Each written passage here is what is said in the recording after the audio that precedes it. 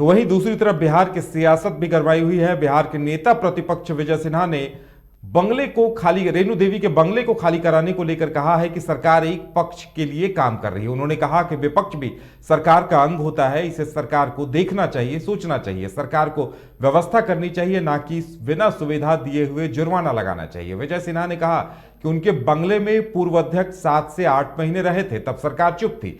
नेता प्रतिपक्ष ने बिहार में बढ़ते अपराध की घटना पर कहा कि बिहार में जंगल राज नहीं, उससे 2 कदम आगे हो गया है। उन्होंने सीएम नीतीश कुमार पर हमला बोलते हुए कहा कि सत्ता और कुर्सी के लिए बिहार को गुंडों के हवाले कर दिया गया है। और इस पूरे मसले पर रेणु देवी ने क्या कुछ कहा है, यह भी सुनाते हैं हम आपको।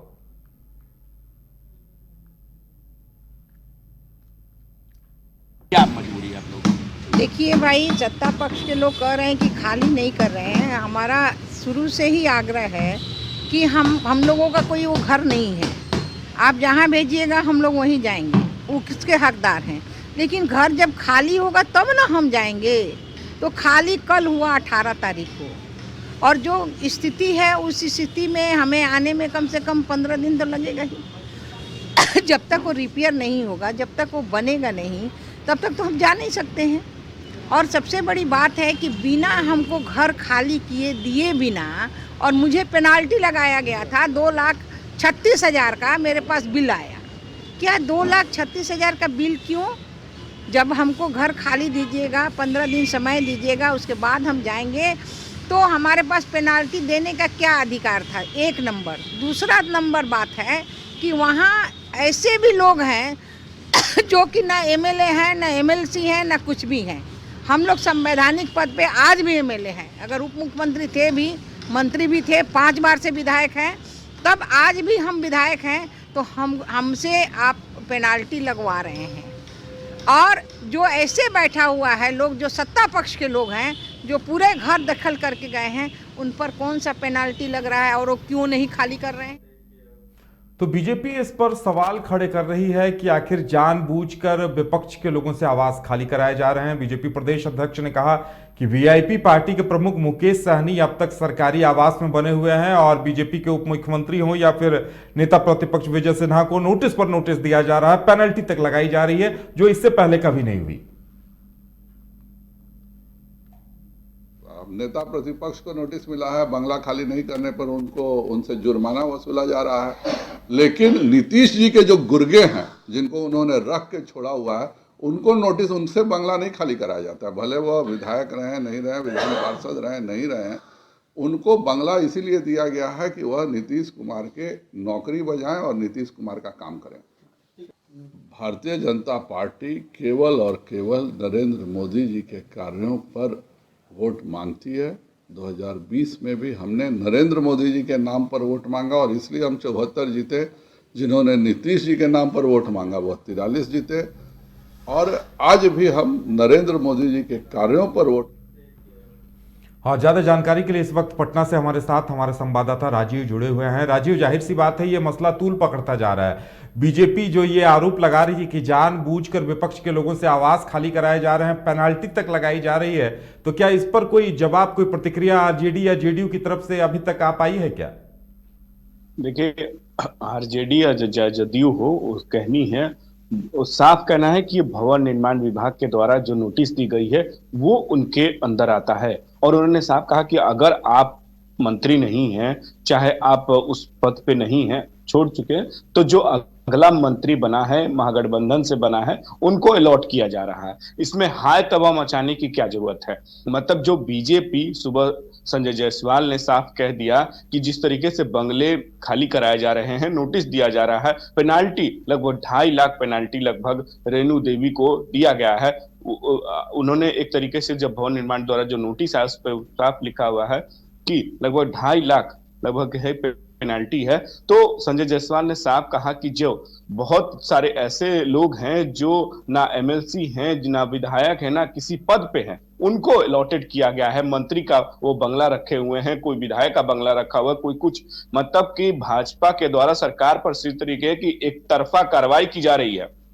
जो एक तरफा कार्रवाई है, केवल भाजपा के ही जो मंत्री रहे, चाहे उप मुख्यमंत्री हो, दोनों उप मुख्यमंत्री हैं, उन पर ये सोची समझे एक तरीके से कार्रवाई की जा रही है भवन निर्माण विभाग के द्वारा। रेणु देवी कहती हैं कि केवल मुझे बार बार ये नोटिस दिया जा रहा है। वहीं हमने आपको दिखाया, एक रिपोर्ट हमने आप भेजी, दिखाई है बाइस्कोप पे, कि जहां उनके बंगले अलॉट हुए हैं, वो 3 स्टैंड रोड, हार्डिंग रोड में बंगले जो अलॉट हुए हैं, वो स्थिति उतनी ठीक नहीं है। रेणु देवी कह रही हैं कि मुझे एक दिन पहले मिला है, और जो नोटिस आया है कि वो अलॉटेड लगभग 2 महीने की पेनाल्टी देनी है। मतलब ये कैसे हो सकता है कि एक दिन पहले मुझे अलॉट किया गया है, बंगला रेनोवेट कराया जा रहा है, कह रही है कि रहने की स्थिति नहीं है तो मुझे रेनोवेट कराना पड़ रहा है। और वहीं उन्होंने कहा कि मुझे अगर नहीं रहना हो तो मैं कैसे रहूंगी, मुझे टेंट में रहना पड़ेगा। उन्होंने कहा कि मेरे साथ कितने कर्मचारी हैं, उनकी भी रहने की व्यवस्था नहीं है। तमाम ऐसे, जो मैं उप मुख्यमंत्री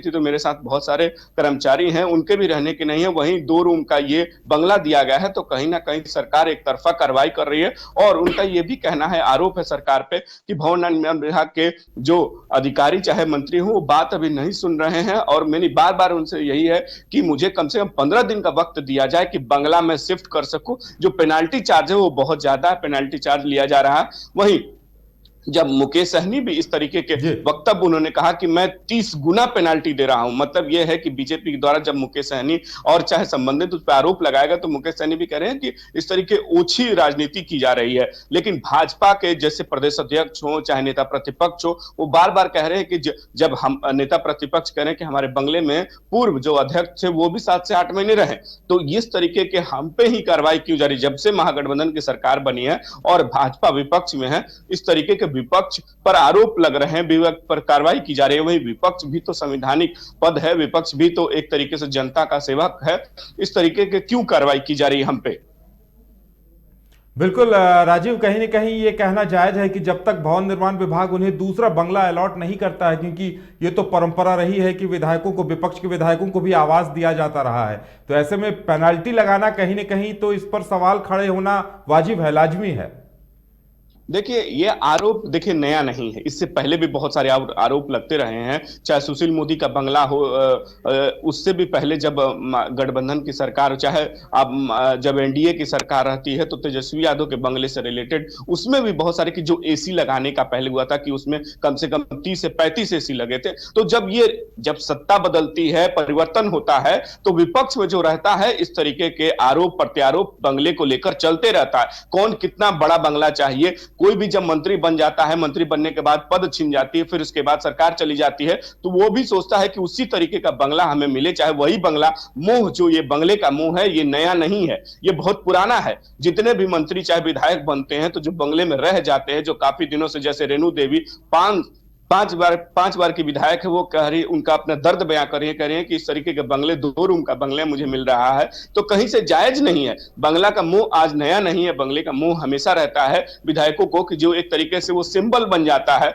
कि अपने क्षेत्र के लोगों को बताने करने के लिए कि ये बंगला है, मंत्री का बंगला। अब कोई भी, अगर जैसे मान लें एनडीए की सरकार साथ में रही 15-17 सालों से, तो एक साथ जब जितने मंत्री रहते हैं, तो बंगला छोड़ने में बहुत दिक्कत, क्योंकि बंगले का स्पेस, बंगले की सुविधा, तमाम ऐसी सुविधा, सरकारी सुविधा उसमें रहती है। उसको लेकर कहीं ना कहीं मंत्रियों में, जो पूर्व मंत्री हो जाते हैं, उनको कहीं ना कहीं दर्द होता है कि इस तरीके से हमको बंगला छोड़ना पड़ रहा है, जो बंगला है वो नहीं ठीक है, बंगला के जो साइज नहीं ठीक है, बंगला छोटा है। तो इस तरीके का जो विपक्ष और सत्ता पक्ष में आरोप प्रत्यारोप ऐसे चलते रहते हैं, ये नया नहीं है। तेजस्वी के टाइम पे हो, चाहे वो एनडीए की सरकार में हो, तो उसमें भी ये आरोप लगते रहते हैं।